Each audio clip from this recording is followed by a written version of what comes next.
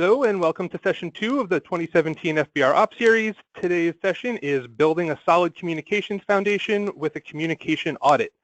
Today's panelists include Art Coley, the principal of CGI and CDO of InExpress, Jamie Hahn, the founder of Forward Communication Strategies, and Jeff Huber, the president and CEO of Home Instead Senior Care. Thank you all for joining us today, and I'd also like to introduce and hand things over to FBR CEO Eric Stites to begin our conversation. Great. Thanks, Mike. Thanks, everybody, for joining us today again.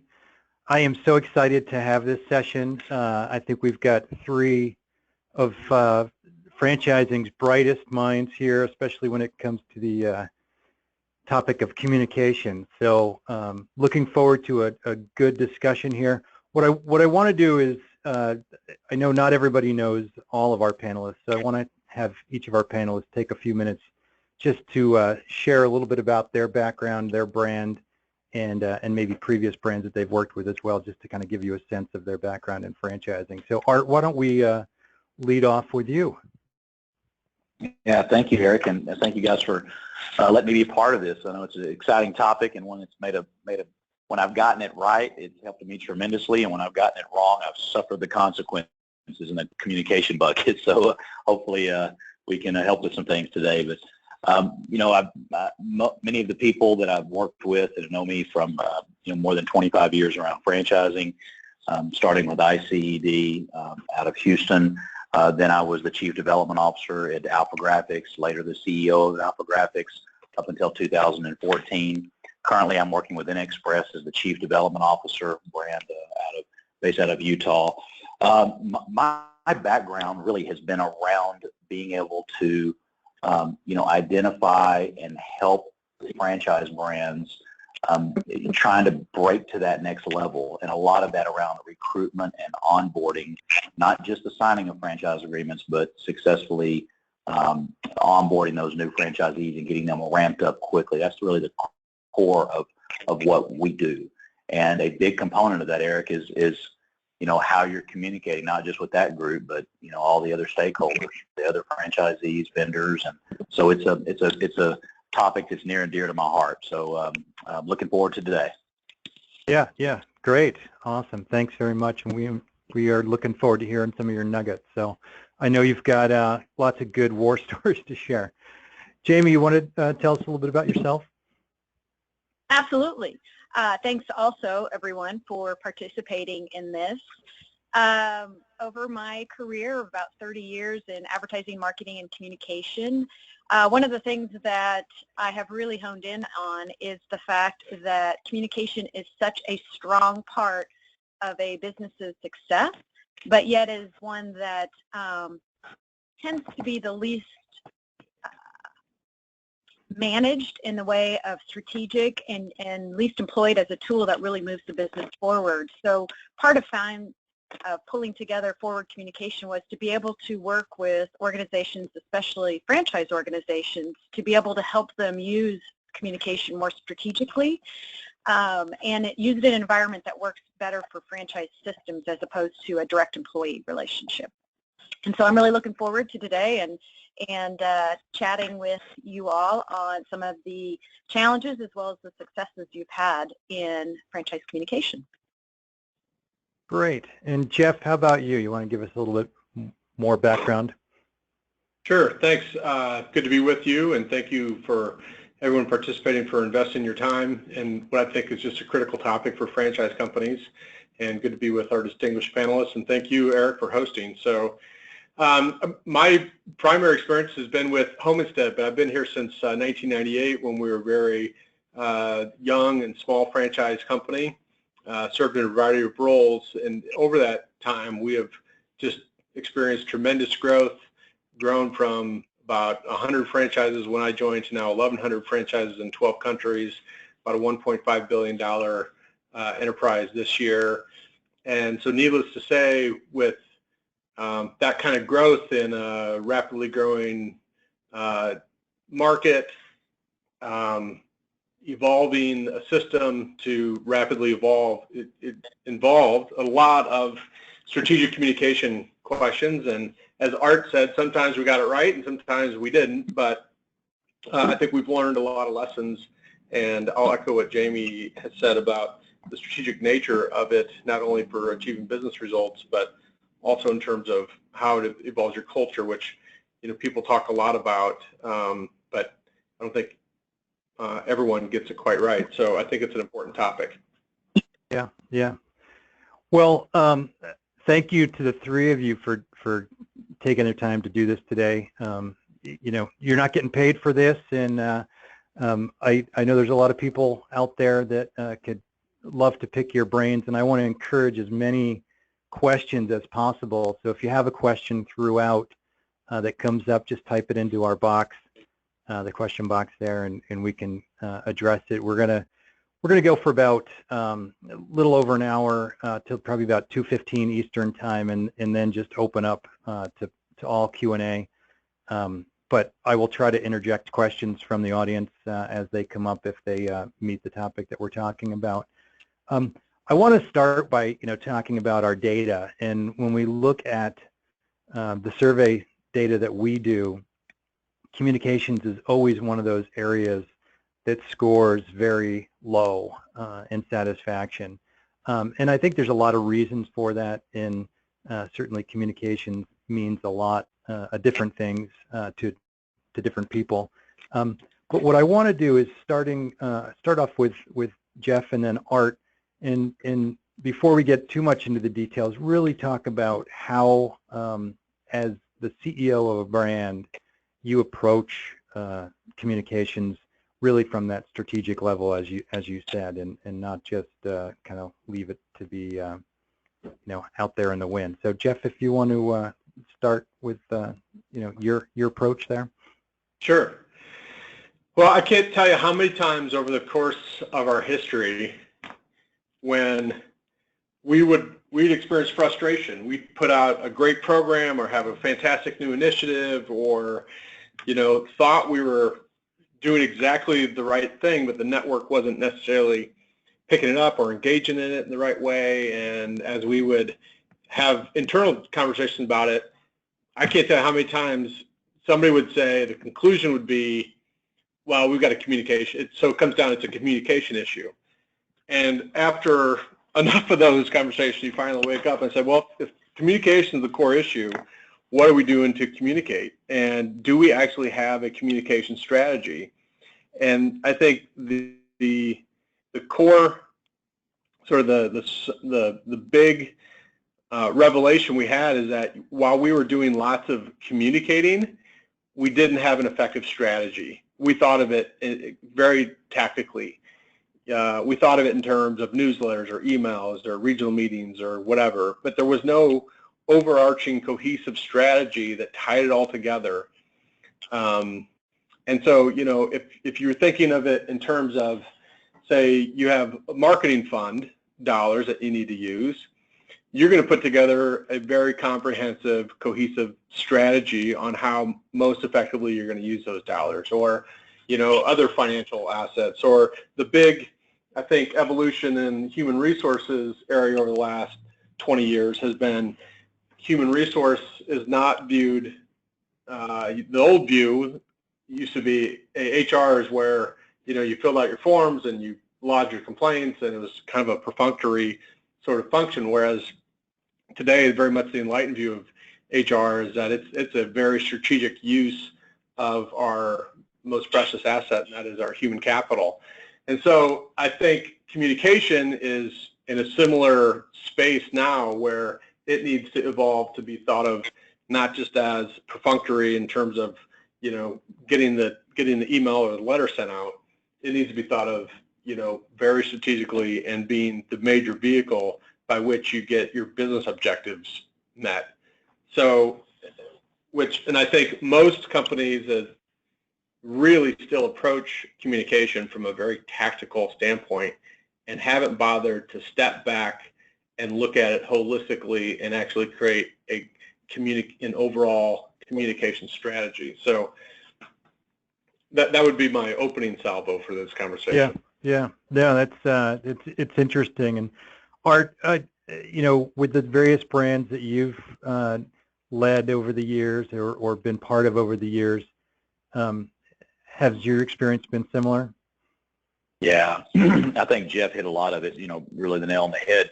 And I go back and thinking about the first brand that I was ever president of, Computer Explorers, many, many years ago. And, we started with, 50 or 60 franchisees and got up to 125. And then, then being CEO of Alpha Graphics, $300 million system with, close to 300 locations in the U.S. and a few other countries. And now as Chief Development Officer in Express. And we have, about 300 franchisees in 12 different countries. And, the common theme is that it's easy for us to get, and, I think it's so neat. Of course, I'm such a fan of the CFE program and people on here listening. At the end of the day, for us, we talk about, driving system-wide sales. As a franchisor, we know that royalty is how we pay for the things. That's how we deliver a shareholder value, is through, profitable royalty.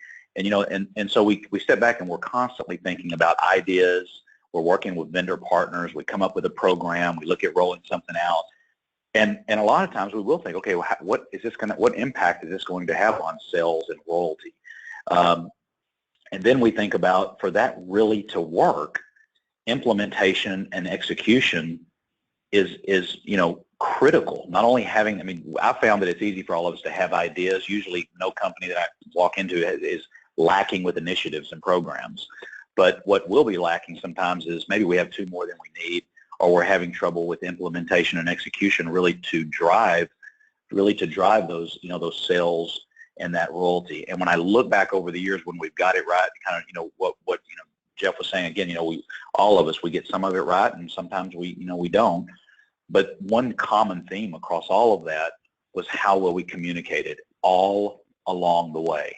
Even back at the idea stage, there's something new with wide format or oversized graphics that we look in that we think can add millions of dollars in sales for our franchisees of Alpha Graphics, or if it's a new domestic small parcel program for our Express franchisees in the U.S. Going back to the early, even when it's at an idea stage, we have found the right kind of communication can have hundreds of percentage points difference, quantum leaps, exponential difference in terms of the sales and royalty, maybe, depending on how big the initiative or program is, whether it rolls out 3 months later or, some bigger programs may be tested and piloted and not roll out network-wide for 1.5 years or 2 years. But whatever it is, regardless of how big or small, the degree of success, I found when we've gone back and looked at the data points and seen comparing different programs and the impact that they had on our franchisees' bottom line and on our bottom line as a franchisor, was really how we handle the communication point, really thinking about, first of all, what kind of goals are we trying to create, who's the audience what stakeholders participate in us creating this result, and then what's the message that he needs to get, what channels do we use, how frequently we do it, treating that with such care. And I love what Jeff said, not making the communication just a tactical thing, kind of an afterthought, or throwing something in the weekly newsletter that goes out to franchisees. But I think he hit the right word, is how do you take it and use that component for it to be a strategic component to this initiative or program to drive value in the system. Yeah. No, and I think that's great. What I want to do is go to our first poll question, and Mike can assist here. And I want to ask everybody in the audience how many of their organizations have a strategic plan in place for communications formally. And be honest. Is there a document that exists that the company follows tooth and nail, or is it more seat of the pants kind of tactical thing? So let's just get a sense. And what I want to do next is, as we look at these results, is I want to go over to Jamie, and obviously you specialize in this, and specifically in doing communication audits. What's your experience as far as going into organizations? Before we even define what an audit is, how many of them actually think about communications from a strategic level? From a strategic level, I think that number is starting to increase. As Jeff said, it's a transition in thought worldwide of how we use HR, just kind of the same function as with communication. More people are starting to look at it. But I do find that most people look at their communication in a tactical way. So when I'll ask about their communication strategy, they'll tend to talk about launches. Here's a new initiative. We had a communication strategy around that. Here is our staff meeting. So they think of their communication strategies in terms of projects or events. And it's really about taking that step even higher to say, overall, what's our strategy? What do we want to accomplish with our franchisees or with our audience? And then how do we develop individual communication plans that follow that strategy for each one of those initiatives? So I find that there's usually some piece of that exists, but an overall encompassing strategy that allows people to build within that tends to be not as common today, but right. I think it's building, right. It's getting there. Yeah, and in looking at the numbers here, about 2/3 of the audience says they don't know, or they don't have a plan in place, and another 15% aren't even sure. So, those are pretty heavy numbers. Good opportunity for improvement for sure. So, we want to talk about this communications audit and really building a solid foundation of your communications plan. Jamie, what is an audit? Walk us through exactly what this thing is. Well, I find that when you talk to anybody and you say, let's talk about a communication audit, most people feel ill because any form of the word audit doesn't go Yeah, I was going to say that word audit scares a lot of people. And somebody's going to get fired. Yes, this is going to be a painful, arduous process. And it's really, if you think about it, it's more of a benchmarking. So a communications audit or communication benchmark is really the opportunity to discover what is actually going on in an organization when it comes to communication. What are the touch points? How often? What channels? What's being done? And so it can be as extensive and thorough as you want to be. And it takes that opportunity to say, okay, here's exactly what's going on in the organization. And it gives you a chance to say, well, this is where we're at, and this is where we want to go. What's the gap? What's the differences? What's not happening that needs to be happening? And it is in that gap that you develop your communication strategy, that you understand how you get from here to there, using what's working already, getting rid of the stuff that isn't working as well, and then being able to take steps towards new things that will help you get to that next level. Right. That's what an audit is, basically, and why you'd want to do it. What it entails is it's work in the sense that you really have to sit down with the right people. And it can involve a team of people at your organization. It can involve kind of an outside third-party look at it. But it's just an opportunity to talk to each of your departments, understand what they do, interview them, take a look at the type of emails that go out, get a true monitor. Usually most organizations have an email system that can allow you to see exactly how many emails go out, how many newsletters go out, whatever the system is that you use. So it's a combination between interviewing people and talking with them about how they use their communication, and then actually looking at the hard numbers, and then making determination from that what is actually happening in the organization, and being able to document who it's going to, why, and how often. I was thinking, yeah, go ahead, Jeff. I was going to add a little color commentary to that if I could. So I think the title is good because it's, about audit being foundational, and it really is sort of a baseline where you start. So what gets measured gets managed. So for example, when we first did ours, one of the things we heard from the network was, you guys are killing me with email, right? How many times have you heard? I just get inundated with email, cut down on the number of emails you're sending. And that was a big disconnect with us as we heard that, because we're not sending that many emails. We could maybe point to one or two that were sort of systematic. And then as we got into the actual audit, well, what we discovered was, okay, well, we had those sort of network-wide emails we sent, but then, you know, each of the regional managers, support managers, well, they had their own email that they would send. And then the marketing department, well, they had an email that they would send. And then, you know, they would hear from finance. And it would come.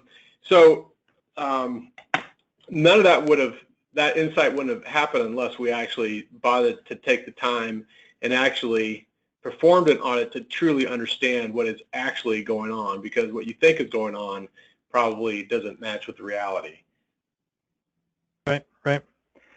And I'm just curious, Jamie, how often would you recommend, you know, an organization do an audit like this?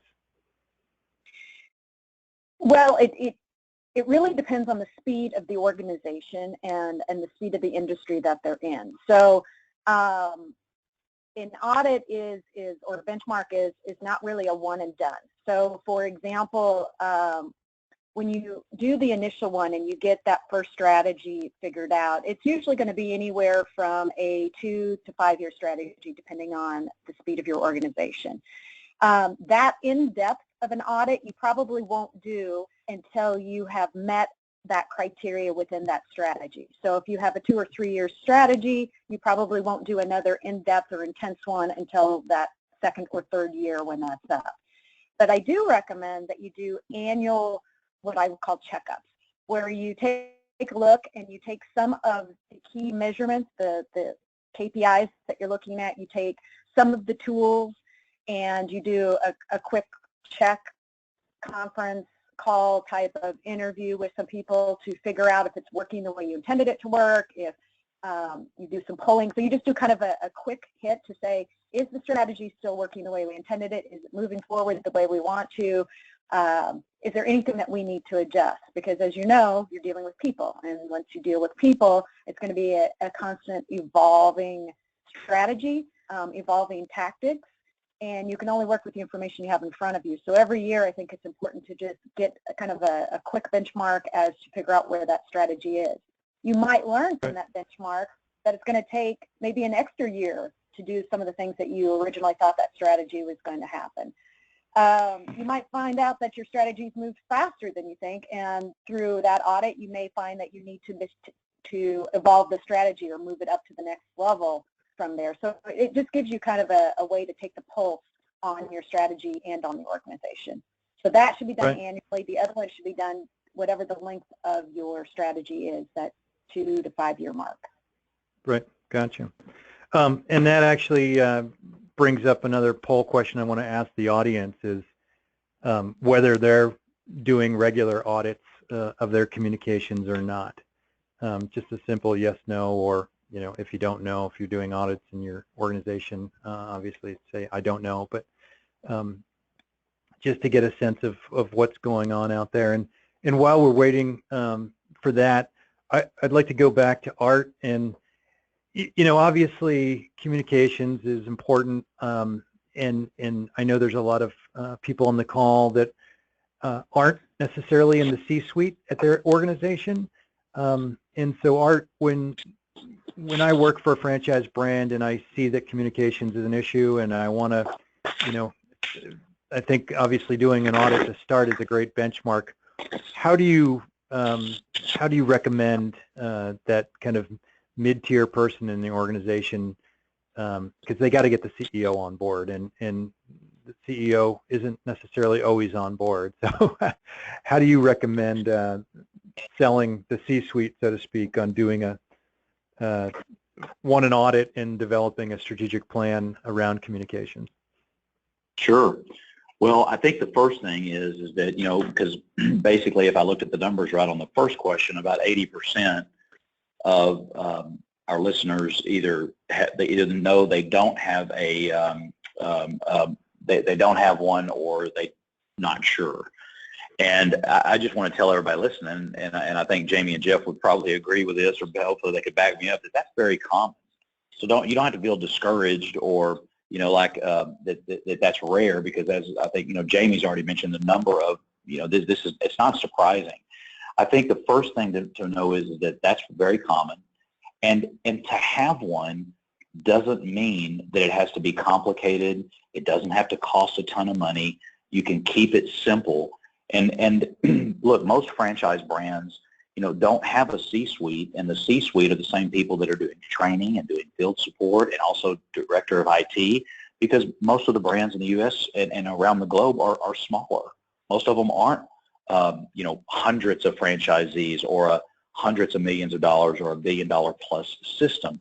And so I think it's a great question, that you're asking, Eric, to say, how do we keep it simple? And my approach to that would be, if I'm listening to this call, and today I'm trying to work on my CFE, and I'm director of operations, or I'm in the training department, I would just start with my area.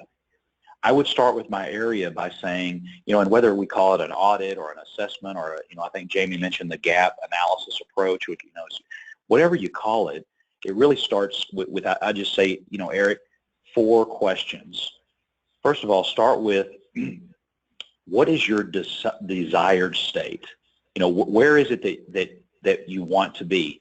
And Eric, I think somebody could do that, whether they're in franchise development department or they're in training, or if this is just one area, just pick one area about the goals for that one area that what you're trying to accomplish, maybe, in 2017 or in the next 12 months or maybe in the next 2 or 3 years. And you said, so where is it that we want to be? And then come back and ask yourself about the current state. Well, okay, where are we today? Third question, what are the gaps, as Jamie, alluded to earlier, between where we are and where we want to be? And based on those gaps, what little roadmap, what are the, 3, 4, 5 action items that I could take over the next 30, 90 days, 6 months, 12 months to try to help accomplish those goals for my department? And notice in all of this, Eric, I'm not necessarily even coming back and just specifically saying communication.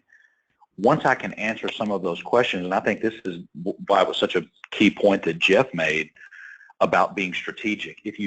I think where I made mistakes in the past is I did think about communication too tactically, instead of stepping back to say, what am I trying to accomplish as the global development officer? What am I trying to accomplish as head of marketing? What am I trying to accomplish that, that fits into the bigger the goals of the organization? And then working back at the gaps. And I'll promise you, when you do that, how communication can help you with those gaps. Some of it's going to serve, there are professionals out there like Jamie who can help you get to this very quickly. But if you are a small organization, or maybe you don't have the resources for that piece and you're just wanting to do some stuff on your own, I think you're going to notice some of this stuff just surface automatically, of where communication can help you with the appropriate gaps. So I don't know, Eric. Maybe that might be a smart. That's the long version. The short version is just keep it simple. Keep it simple. Right, don't let yourself feel overwhelmed, because it doesn't have to be. Yeah. Jeff, how about you? Any advice, for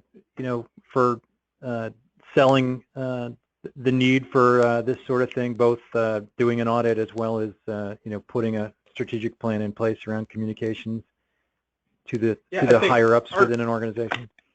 Yeah, I think Art made a good point. I think you made a good point too, to say that it has to really be endorsed by the CEO if you're going to talk about a big sort of picture. Although I also agree with Art that you can start small, maybe departmentally or so, just take some action and see if you can get some traction there. But I think the big sell to the CEO is going to be, this is all about business results. This is about driving revenue. There's an ROI to this, and so proving that out. So if we can move the participation in this particular program by X%, then that's going to translate into Y% in terms of additional revenue to the organization. Or, ultimately, I think this has got to be pitched, framed up, and I mean this sincerely. This is how we achieve the business objectives of the organization. And right, particularly in a franchise organization, it has unique challenges from a communication standpoint that really need to be thought of strategically. I can't, although I'd love to, just write a memo to the network and say, hey, as of Monday, this is how it's going to be. It doesn't work that way in franchising. So we really have to be thoughtful about if we want to move the organization from here to there, if we want to get certain initiatives, successfully implemented throughout, a decentralized sort of model like franchising is, then we have to really be thoughtful about how it happens. So I think that's the pitch. It's about getting the business results and driving revenue ultimately. Right. So when you first started doing your first audit at Home Instead, what were, I'm sure there were some surprises in there. Wasn't exactly what you expected. Were you surprised by the results? Yeah, it was eye-opening to say the least. I think I touched on the first big one is that we thought we were doing a really, really effective job of communicating, and we were doing lots of communicating. And while it's true we were doing lots of volume, putting lots and lots of things out there, it was having just very little effect. It was falling on deaf ears because we were inundating the network with communication. So they were awash, and all of a sudden they couldn't sort out what was important. That's one of the things we kept hearing is like, well, if you're throwing all this at me, how do I sort out what's really important? And so part of the strategy was in selecting the appropriate channels so that the franchisee could compartmentalize, okay, what do I need to focus on right now? What's like urgent? What can I kind of go back to and get at, when I need to? Where do I need to go when I need certain information? So it caused us to think, hey, our job is to put information out to the network in the places and in the ways that they can engage in it, and then their job is to engage in it. So that's one of my favorite sayings about communication is that it is a two-way street. There is a mutual obligation nature to it, but it really causes us to think about meeting our end of that obligation and how we were doing it, and we just learned that we were just not very effective, and we thought we were great at it, and it turned out, we were just lots of effort with little results. So it caused us to be much more focused in how we were doing things. Yeah. Jamie, you obviously do this for a living. I'm sure some of your clients are very surprised when they get the results of your audit. I think most of the time, the biggest surprise that they have is the quantity. And I think Jeff alluded to that, where there is a perception, and again, it depends on the proximity that they have to multiple departments or to actually the communication that go out. But there's a perception that there's just not that much communication that goes out, or there's just enough that goes out. And when you really look at those numbers, I think the big shocker is, oh, we only send, 5-6 emails a month. Well, the actual count is 80 emails a month. I think that's a big shocker. I think the other shocker that a lot of them will go through is that there is a perception that we are all saying the same thing. So there is a perception that there's a unity to the messaging, even if it's coming from marketing or if it's coming from franchise development or if it's coming from business operations or business performance or whatever the franchise support team is called, that we're all saying the same thing, we're just doing it in our own way. And then when you really start looking at the communication, I think the big surprise is how the perceptive points are being translated differently by different departments. So as the receiver, as the franchisee receives it, marketing may say, well, this is what you should be doing with this particular objective, and this is why this program is so important, and it should take priority over all other programs. But, business performance or franchise support is saying, well, this is the most important thing to be focusing on, and this is what you should be doing. So there is a bit of a discrepancy sometimes in what is the perceived priority and how that's being communicated to the network. And so I think that is the other big shock that a lot of franchisors see, is that there isn't a unity maybe on what priorities are or what should be done or what should be said about a particular program or process. Yeah. Hey, Eric, can I give you another anecdote? Absolutely. Yeah. So this is not necessarily related to the audit itself, but certainly about communications. So 2 weeks ago, we just had our big convention for our North American franchisees. And as two things. First, what made this one so successful is that we really did get unified about the message we want. What are the actual messages, and that no matter what was happening throughout that convention, those messages were reinforced. So that took just a very strategic approach. The second thing was when we were in that planning phase, which started about 9 months prior to the event, and it goes along the lines of audit, what gets measured gets managed, we broke down how much we were spending on this event, and then we said, okay, for every hour of basically of the convention, it comes down to about $60,000 per hour we're spending. Wow. Okay, so now we're thinking, hey, is what, and everybody in the company has their agenda, what they want to, the training department wants to get their message across, the support team wants to get their marketing everybody has their agenda, right? But when you measure it like that, you think, hey, is this worthy of $60,000? I mean, is that the best use of this particular communication channel? And having that sort of metric really refines and hones in on the strategic use of that asset. So convention is ultimately a tactic, right? But how you're effectively deploying that tactic, well, you got to have some measurement and strategy behind it. Right. Art, in your assessments that you've done over the years at the various brands, have you been surprised by some of the findings from your communication audits? Yeah, I'd rather not talk about it. Right. No, it's therapeutic. Yeah, go ahead. Yeah. Okay, so let me kick back in the couch here. So yeah, well, I surprised for sure. I would probably say a little bit humbled. Also would fit in there. A little bit taken back, a little bit grounded. I'm not perfect. Yeah, exactly. Those things that my wife reminds me of all the time. Because I mean, gosh, aren't we just all wonderful, great communicators?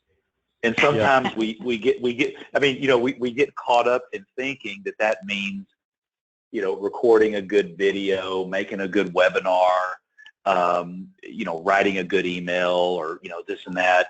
And what we realize is that communications is not an event. It's a process, and that communication is not something that you just decide one day you're going to do. It's got to be part of your culture. It's got to be integrated into who you are. It's got to be how you believe. I mean, and the organizations that just kind of want to do communications, I mean, that's not bad either. At least they're doing, committing to doing it. But the ones that are really great and drive phenomenal value throughout the organization are the people that, and I know this may sound a little crazy, but it's about being communications. It's about part of your being, who you are. It's made that important. And so it's part of the DNA of the organization, from the CEO, to the people on the front lines, to the people on the help desk, to your finance department. As Jeff talked about having like a theme at the convention and conference that everyone's really owning that, and when you see it working and coming through, it's just very neat things and great things can happen in an organization. So yeah, I've seen those results. We just recently had an assessment done at an Express, and feedback from franchisees, and when we really took a look at it, we just said, gosh, we're not really embracing this. We're just trying to do a few things here and there. We want to, do a little event, but we're not really, and we're losing out because of it. Is that what you were asking me about, Eric? Yeah, absolutely. So Jamie, I'm curious, and Jeff mentioned business results. I mean, that, it's all about, obviously, how do you achieve the business results that you want, and what is, when you get your results back on doing a communication audits, and how do you then apply that to the, really achieving the results that you want? Okay, so there are a couple ways that you can go about doing it, and I always like to help people understand this process of deciding what to do with those results and where the adjustments need to be made. Is if you look at communication in the franchise network a lot like you would an advertising plan. So when you set out an advertising plan, you say, who is it going to go to? What do I want them to do with this message? How often do I want them to? Do I want them to join this program? So you get those results and then that you're trying to achieve, and then you craft your message based on how you believe that audience needs to receive that message. So then when you come back through it, you say, okay, if that's not the result that we're getting, if they're not signing up for this program, if they're not attending the training programs the way we want to, or whatever it is that result is, then we go back and decide, is it because they're not actually looking at the message? Is it because it's not going to the right people? Or is it because we don't have the right call to action? And so that same process that you would use to determine your marketing or your advertising is really applied to that communication that you're doing, because in some respects what you're doing is advertising or persuading your franchisees. So what you do with that information is you come back and you take a look and say, okay, well, this particular channel or this particular tactic that we're using is our ability to reach what audiences and what do we want them to do. So we take a look at what does each channel do. So like Jeff mentioned, convention, or you have email, or you might have webinars, or you might have regional meetings, or you might have field visits, or whatever your multiple array of tactics are. And you take a look at who it goes to and what you hope to achieve by doing that. And then you decide, okay, based on this buffet of tools that I have, which one am I going to select to be able to move the needle on an objective? So you might say, okay, if I need franchise owners to sign up for a particular program, you might not want to pick a channel that necessarily invests a lot of time with people outside of the owners. So you might want to pick something that's a little more intimate with the owners. You take a look at what is the things that are going to make them make that decision. What are the things that are going to get in the way? Just like you would with an ad campaign to decide what's going to make them want to buy it. So what are the things that are going to make an owner interested in it? What's in it for them? What is it that is going to draw their interest? And you craft your message around that. To the point that Art was making, it is really about your culture. And in fact, one of the things that people ask me all the time is, how do I ensure that my communication is going to work? Because I sit in a meeting or I go to an IFA conference and I hear tons of great tactical ideas. Oh, you should shoot videos and put those out there. Oh, you should do weekly conference calls, or whatever those tactics will be. And then they want to employ those. But that really isn't authentic to their culture or authentic to their franchise system. And then they find that those tactics fail. So what you really want to think about is, as you get these great ideas and things that you want to do, you take a look and you say, what's authentic to our culture? What really works with the people that we have? How do they want to be communicated to? What are the channels that they prefer to use? And then we look at what's the content that we want to put in it, how are we going to measure that content, and then how are we going to move people through it.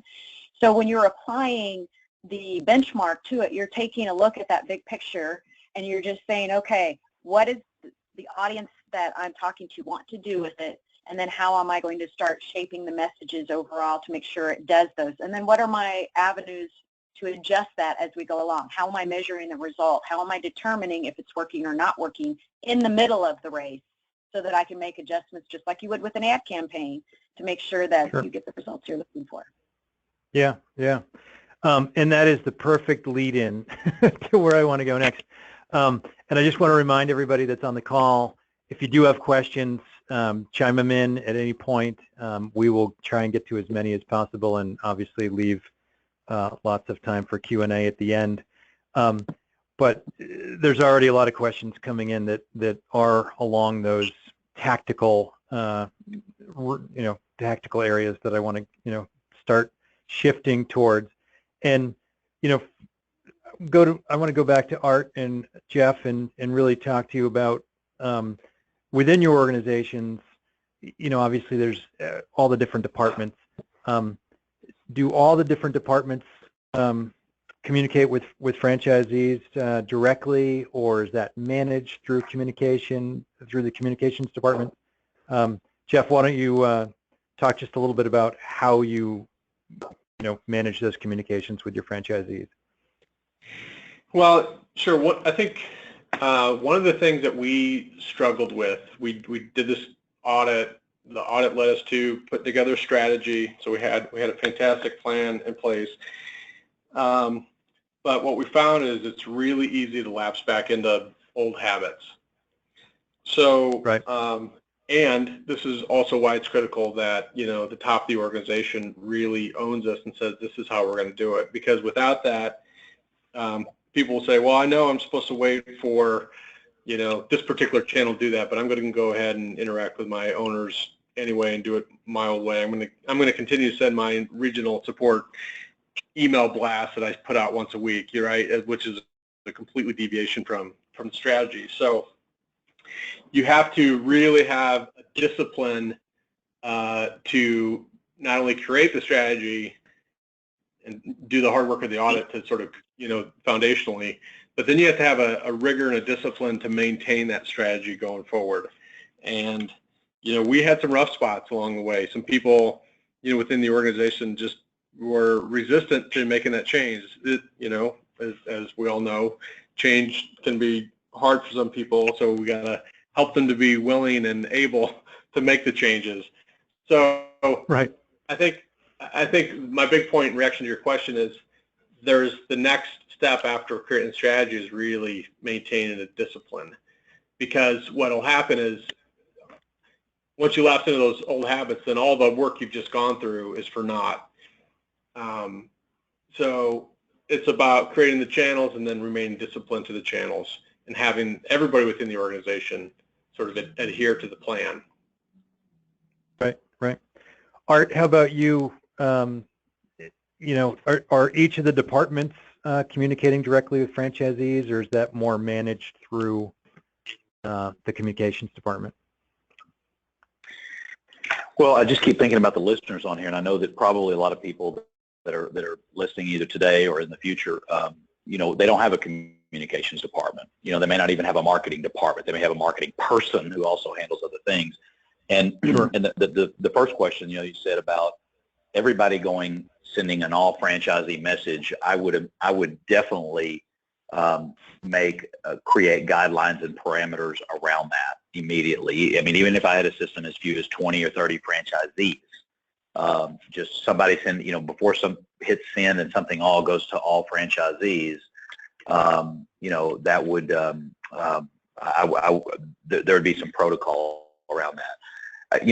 When I'm hearing you ask the question and thinking, just when Jeff was talking, an immediate action step that I would either take if I was in a C-level position, or if I was in a spot to make that call, or I would make a strong recommendation to immediately pull out the org chart and find somebody on the org chart that's going to add communications coordinator to their title.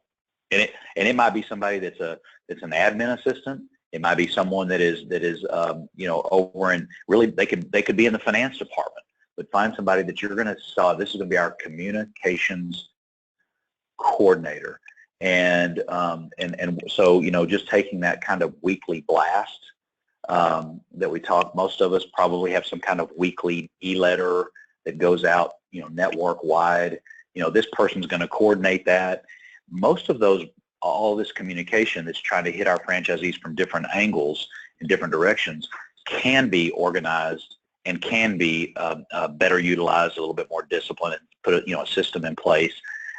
Because what I found is when you tell someone, okay, if we're sending that news out on Wednesday, then we have to have that by Tuesday morning at a certain time, or Monday, depending whatever it is, so that it's spell checked, grammar checked, because those things even communicate a message. How you even communicate with your franchisee says something about how seriously you're taking it.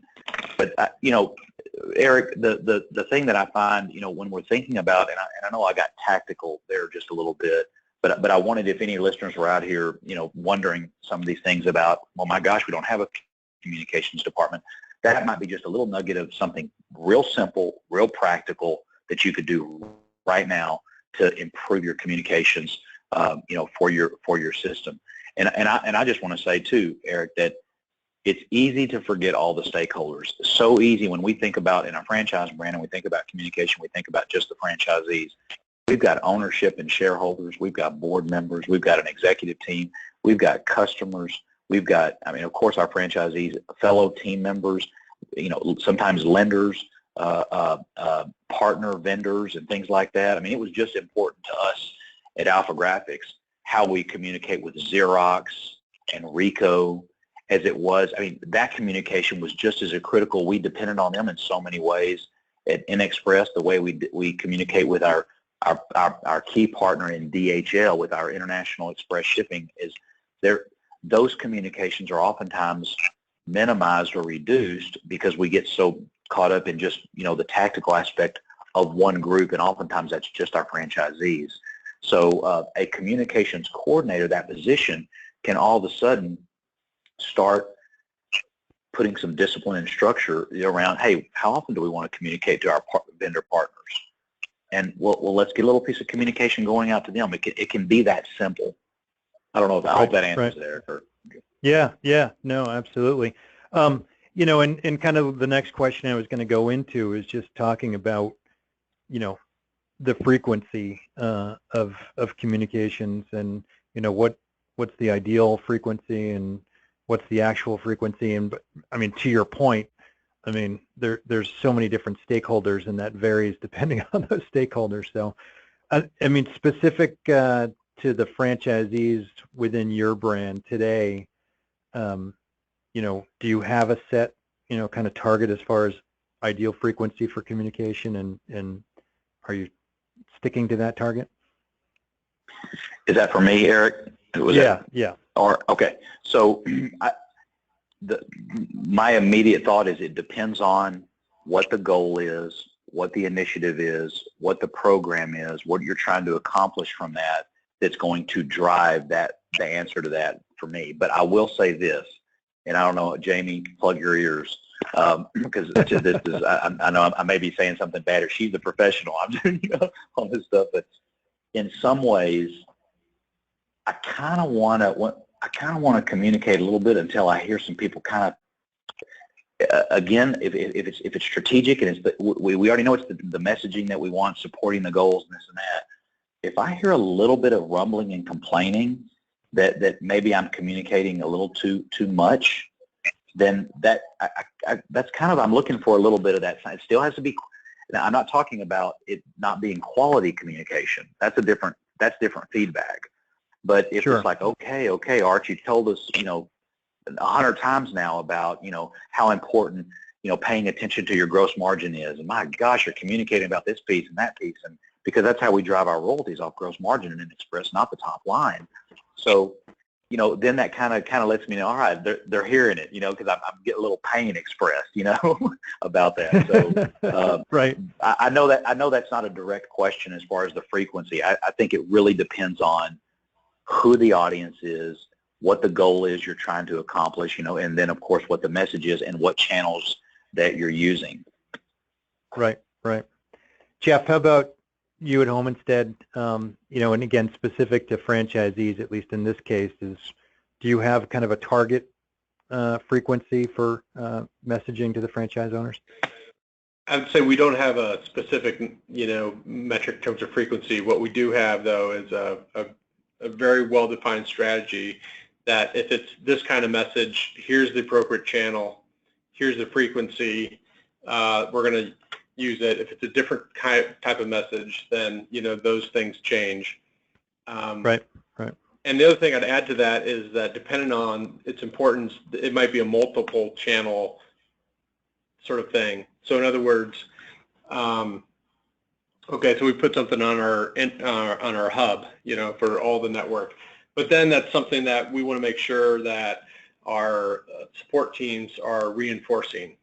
So they know that in their weekly calls, for example, hey, they're reminding them about this or asking them about that, right? So it's like part of this, the strategy is you can't just rely on one channel for some messages. It has to be a coordinated multi-channel approach. Right. Jamie, I'll go back to you on the question of frequency. I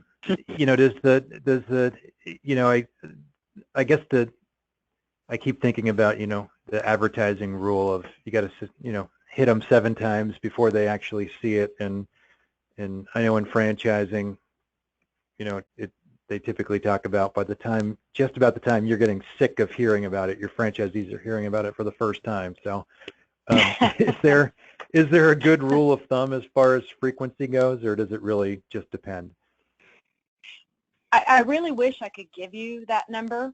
And even people in advertising will tell you that that number, that frequency can be anywhere from 3 to 15, depending on the audience and their familiarity with it.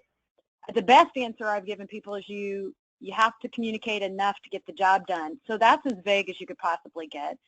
One of the things that I've realized is, and I think it's just human nature about how we receive messages, when it comes to us at a time that we're open to the message and it's relevant to us and our needs, it almost seems like there isn't enough communication about it.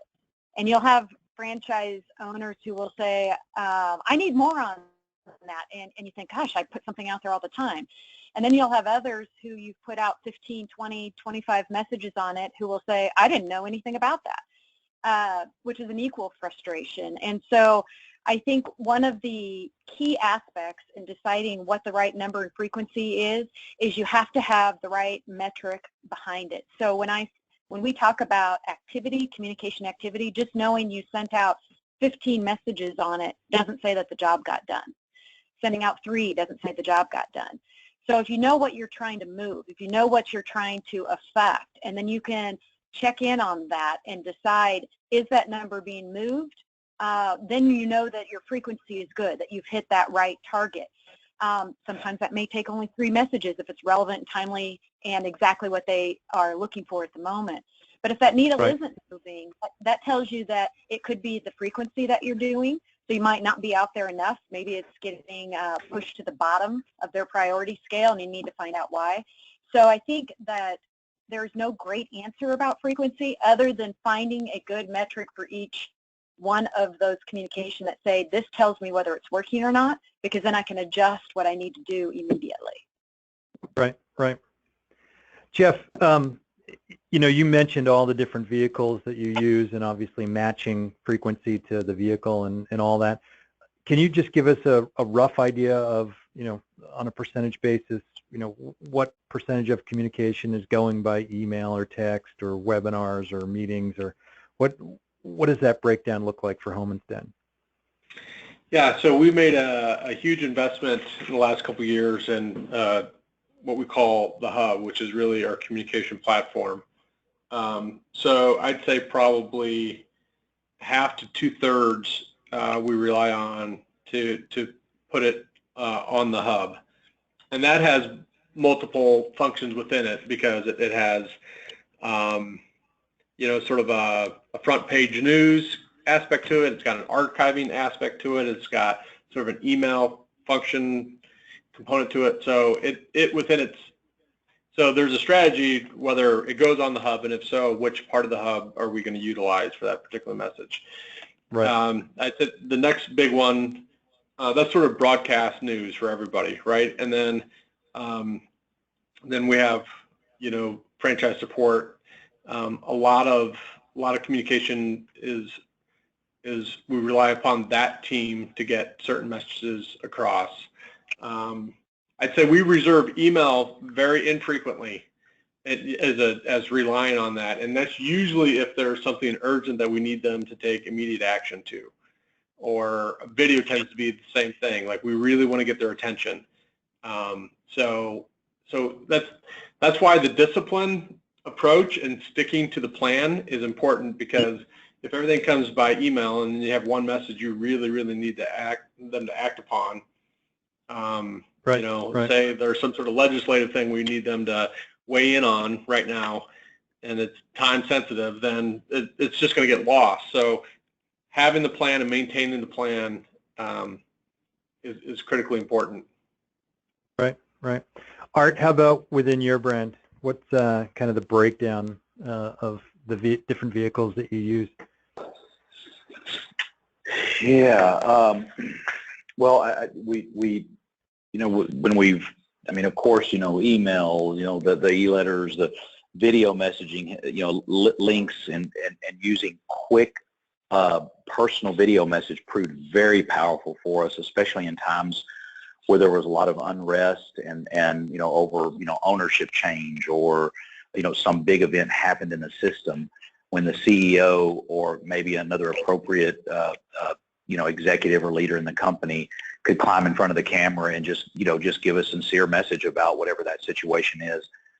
We found those were the open rate was very high. I'd say another powerful one that we would use, direct mail. Right.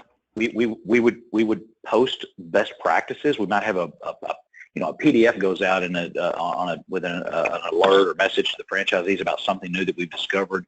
With something on that franchisees are doing at InExpress with importing. Take that same PDF, print off X number of copies of it, throw it in a number 10 envelope, and mail it to your franchisees. It just seems like it'll be a whole other group of people that respond to it. Right. And that's not expensive, and it's old-fashioned, and it works. I was going to say, and just to be clear, we're talking about the thing that you actually put a stamp on and take to the post office, right? Yes, that's right. I mean, well, first thing they're going to open it and pay attention. They think you're going to send them something dealing with compliance or legal, when they get it. But when they find I've been terminated. Yes, yeah, it's amazing. It's actually been comical. Sometimes the responses we get from, as a CEO, I sometimes would find an article or something, and I would just handwrite it and underline something, and then, have copies of it made and just sent to all the franchisees via mail. And oftentimes I had more reaction and response to that than I did sending the exact same thing out as an attachment in an email. So it's just kind of interesting. Right. We talk about using our help desk, that is a channel, or support team members, field consultants. I think acknowledging all the channels is the first part of the question, to know that, social media is a channel with our, franchisees and communicating. So once you really list all of these things down as ways and channels to communicate, then coming back and answer, because I think we oftentimes think about it too narrowly in terms of where our communication has happened. The truth is, we may be able to come back and figure out that 20% of all of our communication to franchisees are through field consultants. But we never thought about that, thinking about it. So then all of a sudden, is it important maybe to have our field consultants trained a little bit?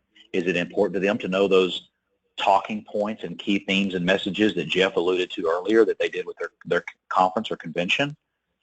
So when I think there's the idea and guesswork that we would say, well, maybe a high percentage of our communication is email and phone, and we may have just been leaving. When we add this other channel in there with the help desk and the field consultants, it reduces those two that we thought were the majority of it, maybe to a minority channel in terms of volume. Is that making sense? Yeah. So. And a great question came in that fits right in here, that I'll have the three of you comment on, and it's actually probably a good question for our next session next week when we get into talking about some of the legal things. But it was basically asking about, and we've talked about the different audiences. Obviously, we're primarily focused on franchisees, but there's a bunch of different stakeholders within your organization, and this person was trying to communicate with the frontline employee, and wondering about even texting frontline employees from the corporate office. Just, I know none of you are attorneys, but I'll take any thoughts you have on that. Well, it's a great question, and you put your thumb on one of the big conundrums for franchisors, is to what extent and how much can you actually interact with the front line. So I think it comes down to a couple of things. One, what's your risk tolerance for that? And two, like the nature of the communication. Certainly, and again, I think it's I'll defer to Brian Snell when you have him on. I know he's coming later. I think that's his area of expertise. But I think the more directive you are with them, probably the more at risk you become. And this goes to, I think, the kind of the unique communication needs of a franchise or franchise system that I alluded to earlier. That is, I just can't write a memo and say it's so, and I certainly can't do that when it comes to the frontline employees of franchisees. That being said, one of the things we know from our system is that franchisees are really busy people, and sometimes they have a hard time internalizing the message or the program or whatever and getting it through to the front line. So sometimes it's just more effective, frankly, if we can just educate that frontline employee about a new program or a new initiative, or give them training directly or invite them to meetings and so forth. So, it's a really good question, and there's not a great answer, and there's a spectrum, but I would say it depends on two main things, which are risk tolerance and what's the nature of what you're talking about. So that's going to depend, from case to case. You're going to get, very, very conservative viewpoints from, lawyers representing franchisors who will say you probably shouldn't have any interaction with them at all. And then you're going to have your performance, your support team who's going to be like, hey man, this would be far more effective if I could just bypass the franchise owner on this and explain what's going on to that administrative person in the office. Well, and to your point, I mean, in a lot of cases, your franchisees will appreciate the fact that they don't have to worry about it, and it's Absolutely. being done. But then next week we will spend a lot of time talking about joint employer and all the issues around that. So, Art, I don't know if you have anything to add to that from the franchisor perspective. Just quickly, I'm thinking specifically of an initiative that we rolled out with the previous brand that I was with. That success of that initiative depended upon the staff of the franchisees being part of it, and we knew that there was too much risk for us to leave that in the hands of our franchisees, because we had data and metrics to know what had happened in the past where it wasn't passed on, the proper training didn't happen. So, in this particular case, kind of going back to the opening piece around sales and royalty and the communication being such a critical part of the implementation and execution to deliver the results. So we had to be involved with the front line. So, I mean, sometimes the conversation with our legal and this and that is that if your business involves your franchisees having staff and employees, it's not a question. I mean, they are in terms of you accomplishing your goals, they're a stakeholder. They're in the equation. Sure. How do you do that legally and this and that? I mean, that's, back to, you got to consult with your counsel. But I know there were a number of conversations where I started out with legal saying, don't tell me I can't talk to them.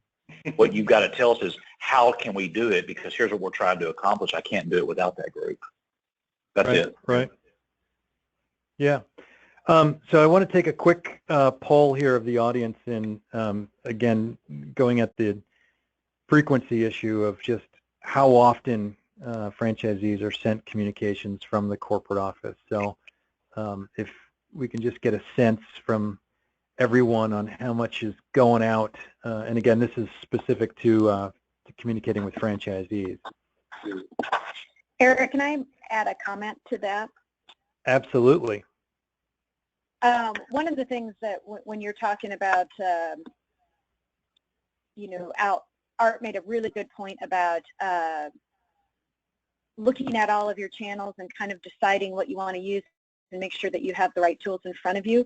One thing I would suggest, especially if we are a franchise system, as he said, that might be one or two people that are managing and not full departments and not have a lot of available resources, is as you pull together their channels and the things that you want to use, I'd really encourage you to make sure that what you're building, you always look one step to the future.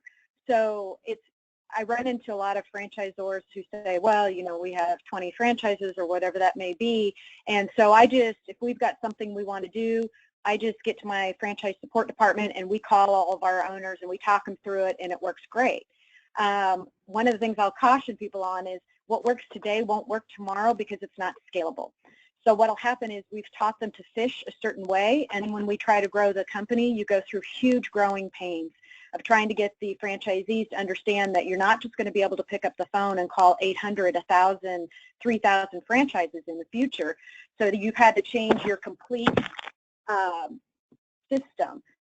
So start thinking about it from the standpoint of how can I teach them to fish a little early. So if even if you have 10 franchises or 20 franchises, instead of calling them all individually, can you do group webinars where you talk them through it, because those things are scalable? Can you create a platform of some sort, even if it's small, that says, okay, here's going to be our tiny hub, as Jeff would call it, but here's our place where we're going to put all of the forms and information that you're going to need, and that we can start teaching the owners to include their staff in on that early, to say, hey, we're going to put this out there, but we highly encourage you to get your staff involved so that you can start asking permission later, to Art's point, so you don't end up having to, at the end, saying, hey, we need to talk to the front line, and that's new to owners, or we've had to rely on owners in the past.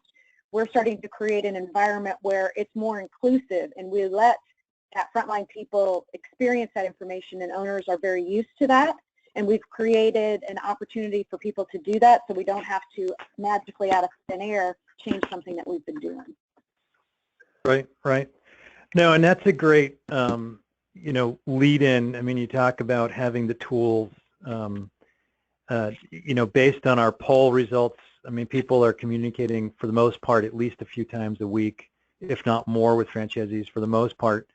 You know, and obviously, I mean, this is where, you know, that tactical kind of, those nuggets come out, and which are great, and you got to obviously have the strategy in place first. But, you know, so from a tool standpoint, and Jamie, I'll just start with you since you were kind of going there anyway, is that, you know, what are some of the great tools, both for monitoring communications and the frequency and keeping track of all that, as well as tools that you use for sending? I mean, they may be the same tool, they may be different tools, but what are some of those things that you have seen companies use effectively?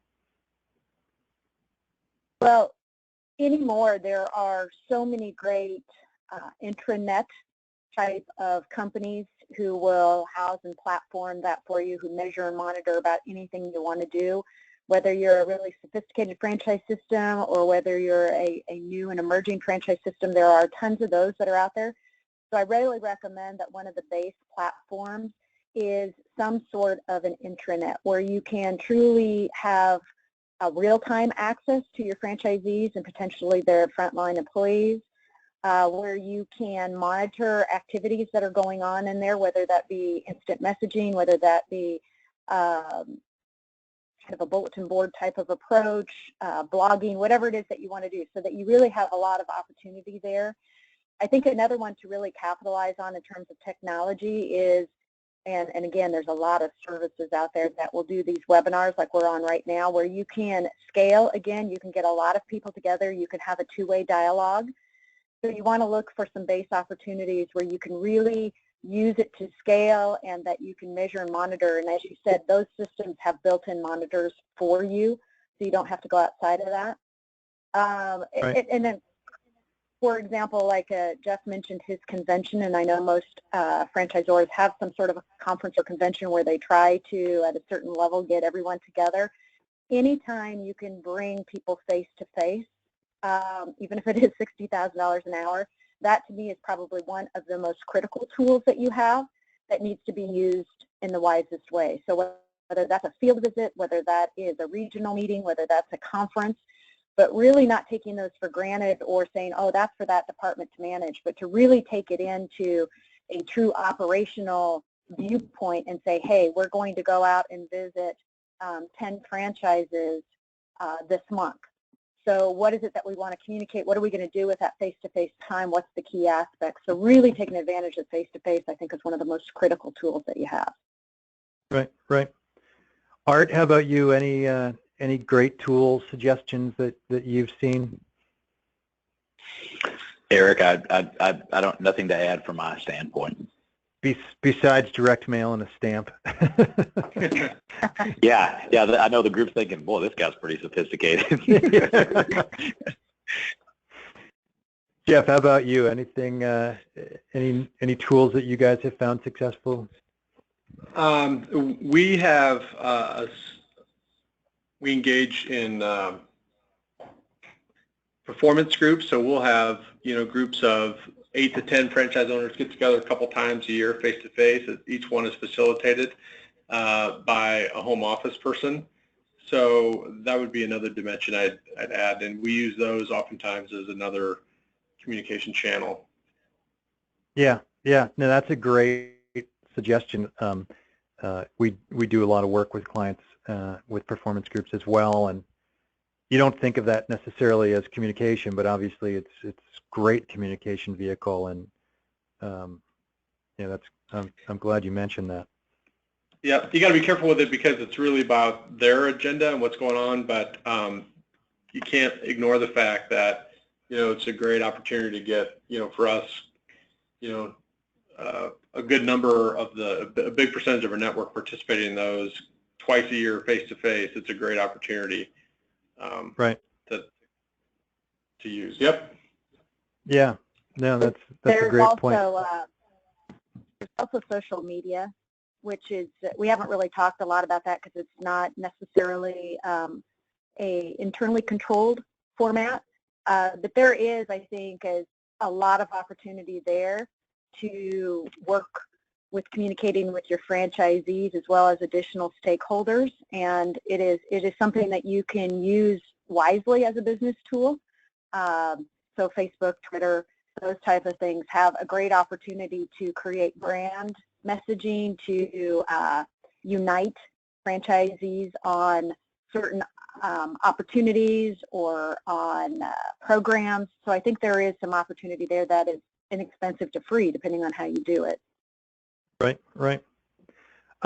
I know we're winding down time-wise. We've got about 10 minutes, 10, 11 minutes left here, and want to get to as many questions as possible. So definitely, if you've got questions for the panel, chime them in, and I'll keep asking questions you send in, as well as additional questions I may have.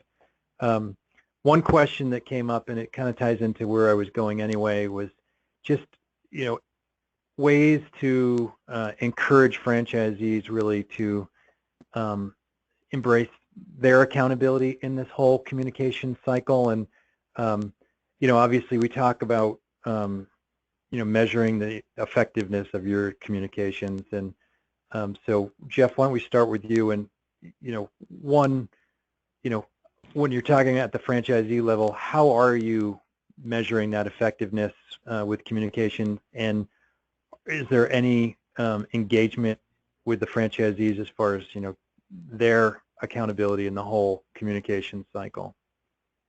Well, a great measuring tool is Franchise Business Review on an annual basis. So thanks for that plug. Yeah, I don't even think you meant for that to be self-serving, but we actually do rely on that survey annually to, it's a good longitudinal thing for us now. We've been at it for many years. And it's something, we just take really, really seriously. And, it's just a direct line from, read from the network on how you're doing with these things. So, and you can measure your progress over time. The other thing is, you don't have to go through the big audit every year. It's something to do probably every couple of years because your strategy is going to need some adjustment, but you can do some of the quick hit sort of things, and Jamie can speak to those more directly about how you just kind of check in on how they're doing. And the ultimate, sort of measurement of how you're doing is in the business results, and whether what kind of adoption you're getting the programs or those kinds of things. Right. Jamie, how about any points you want to make on how to measure that effectiveness in your communications, and for franchise organizations in particular, how to engage franchisees more, to have more accountability in that whole process? Well, you know, it really is an education process. In one organization, when we were moving them and making that switch between here's what we've always done to here's what we need to do now to be more strategic, there was a lot of communication that we put out there in different ways to just truly educate them and put it back in the frame of reference of why we would do it that way. So some of the elements of engagement have to do with being able to communicate in such a way, or the content in such a way, to be able to say, we're doing this because you asked us to do this, and this is how it's going to work. And again, when you can start teaching people what you need them to do, teaching them to fish and communicating in a way that says, this is what you had asked us to do, and we're helping you run your business more effectively, that helps in getting that process to shift. And the other one is just to really look at the opportunity that you can use any other element like humor or interest or an outside context to really help drive your point home. So trying to be more creative than, okay, I'm just going to tell them directly what I need them to do, but how do you make something come alive so that it's of interest for them to watch? Because the more that you can get them to watch it, the more effective the communication is going to be, whether that's to read it or watch it or whatever that element is. And I think the other part of it is really just having a real clean idea of what you're trying to move and have a constant check-in on that, because I think that just measuring what kind of activity you're doing doesn't tell you how effective the communication is. So really having that dashboard of metrics that help you understand, obviously the communication is working. And kind of to Art's point, Pat Montoni always said, if people aren't doing a really good imitation to me, I'm not communicating enough. And I think that there's truth in that. Is if people start to repeat back things that you've said, or if people start using the tools, or if people almost start making jokes out of the fact of, oh, here we go, here's another vision communication, you know you're doing it right, because it's having the impact in the way that you want to do it. So it's not just necessarily numbers that you're measuring. You can measure by focus group, by having conversations with people, by listening to conversation. I think that's a really great way to measure effectiveness, to see if you're really driving your points home. Right. No, that's great. Art, anything you want to add to that as far as measuring your effectiveness as well as benchmarking effectiveness going forward? Yes, Jeff mentioned earlier in the call about people respect what you inspect. That if one of the reasons for having that communications coordinator, and I was saying pull out your org chart and just find somebody that's currently on the team, not talking about additional payroll or another box, but somebody that's already on the team, and make them your communications coordinator. If you're one of the 80% and you either don't have a plan or you're not sure, and just have them start tracking what you're doing. That could be their first assignment. Just start tracking, and every month have a monthly communication report that is, almost all data. We sent out X number of email messages. The nice thing is, we talked about tools. There's so many simple tools now to know what's the open rate, how many opened it up, what percentage, and just start to establish some baselines. And if you send a video out, send it through something to where you can see how many people clicked on it and opened it up, and just start capturing on a monthly report what was done and what was the open rate, or how many people viewed it, or whatever the appropriate measurement of that would be. And again, this doesn't have to be somebody that's a spreadsheet expert or a communications expert. They're just capturing some of the points because now it's become part of their job description. And every month they're sending the management team or the executive team, here's what happened in May for our communication and what the rates look. And then next month, now we can compare June to May. And then we get July, and now we all of a sudden have a quarter's worth of data and information. And along the way, we're making little tweaks and changes. And, that kind of feeds into the whole idea that it's not an event. If anybody leaves this call and they think that there's one thing to do and all of a sudden you got the whole communication things down, well, if you do figure that out, let me know. We'll write a book and go on a speaking tour and make a lot of money, right? Because I haven't found that silver bullet. The truth is, it's just a buy into the whole approach, but start small with those little things like that. And that's, so I do think you can track some of that stuff. We're constantly watching just to see if there was, if within our weekly e-letter, we noticed that this topic got a lot of clicks. People wanted to read more. They hit the read more button on that. We'll either move that up to the top, or maybe we'll give a little more of that, or we saw something that was important that didn't get enough. Can we change the headline? You know, if we say something like sales training in X town 2 months from now, you know, register.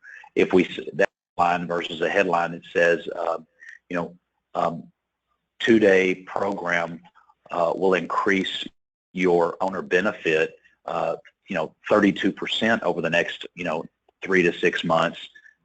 We've noticed there's a different click-through rate on that, and there might even be a different number of number of registrations to attend. At least they start asking about it. Oh, what is that now? Can increase my owner benefit, you know. So all those little tweaks, the actual communication may have been a perfect piece of communication, but we had the wrong headline, or we didn't have it placed properly, or we didn't have, you know, again, little tweaks that make a difference. And instead of 10 people being in the room, 20 people are in their room. Now we're getting a better return on the resources we put to offering that training, because they're going to go out and more sales are going to be driven, more royalty is going to come in from that, and everybody wins in a bigger, better way. Right. That makes a lot of sense. Jeff, I want to go back to you for a minute. Question about technology. I mean, you mentioned Hub that you guys use, and I forget how long you said you've had Hub in place. But I know I worked with a client that had a similar problem where they put a platform in place, and that was, you know, they sent the message out to the network that this is going to be our communication vehicle going forward. And about half the system adopted to it, and about half didn't. And you know, they found that all their departments were sending separate emails to all the franchisees just to cover their ass, so to speak. Right. You know, and there's, you know, it's that balance too from a legal perspective. Like, well, we sent that memo, but you know, it was in Hub and they didn't get it, so you know, somebody got food poisoning or whatever it was. So, how, you know, when you launch a product like that, how do you know, kind of cut the cord on other communications and say, hey, you got to go to Hub every day, and that's where it's at? Or, you know, how does that training process work, or how did it work with you guys? Yeah, you know, I think you got to be patient with it. Like I said before, one, you have to have your internal team just aligned on not only messages but on the plan and sticking with the plan, because if you don't, you'll continually undermine it. You might as well not have one. So we're in about the 3rd or 4th year of the Hub, and it's gone through some iterations. You know, we've had to adjust it, refine it. We've done some surveys about its effectiveness and what they want to see more or less of on that. But over time now, you know, it's really become just an integrated part of how the network communicates. So I think that's some time with that. But the main thing is we've determined the strategy, and we've stuck with the strategy. And the other thing I want to touch on is well, I know time is up, but it's this connection between communication and culture. Art talked about that earlier, and I think they become, you know, communication becomes a big part of your culture, how you communicate, how authentically you communicate, but then your communication strategy can also be just an effective vehicle for achieving the culture that you want to create within the organization. So that's all part of having a strategic plan around communication, is that thinking of it as a really important part of, you know, the culture that's within the organization. Right. Well, I know we are up against the clock here, and I want to stay true to our time commitment. So I want to thank the 3 of you again tremendously. I think it was a lot of great information, and I think we'll all be thinking a lot more strategically about our communications going forward. And I know there's probably a lot of questions that people still have, and certainly reach out to us if you want to connect with any of the panelists. We encourage that as well. They're, you know, certainly experts in this area. And I'm going to turn it back over to Mike for just some closing comments before we wrap up. Thanks, Eric. Thank you, Eric. Yes, and thank you to the panelists. Had another great discussion today. So I hope everybody got some great notes and great value out of this. And thank you all for for joining us today, sticking with us through the, we're running a couple minutes over here. But just as a reminder, our next session will be on Tuesday next week at 2 p.m. Eastern. That one will be on some legal issues affecting franchises, so there's some free legal advice coming your way. Make sure you don't miss that. I did chat out a link for a quick feedback survey on today's session if you wouldn't mind taking 30 or 60 seconds for that. And please be on the lookout for a follow-up email from us in the next day or two recapping this session, including the slides and the summary sheet for this. For those of you who didn't get the email the first time around, we'll check in with you and make sure you get them going forward. So thank you again. Thanks, Eric, and thanks to all three of our great panelists today. Hope you enjoy the rest of your day.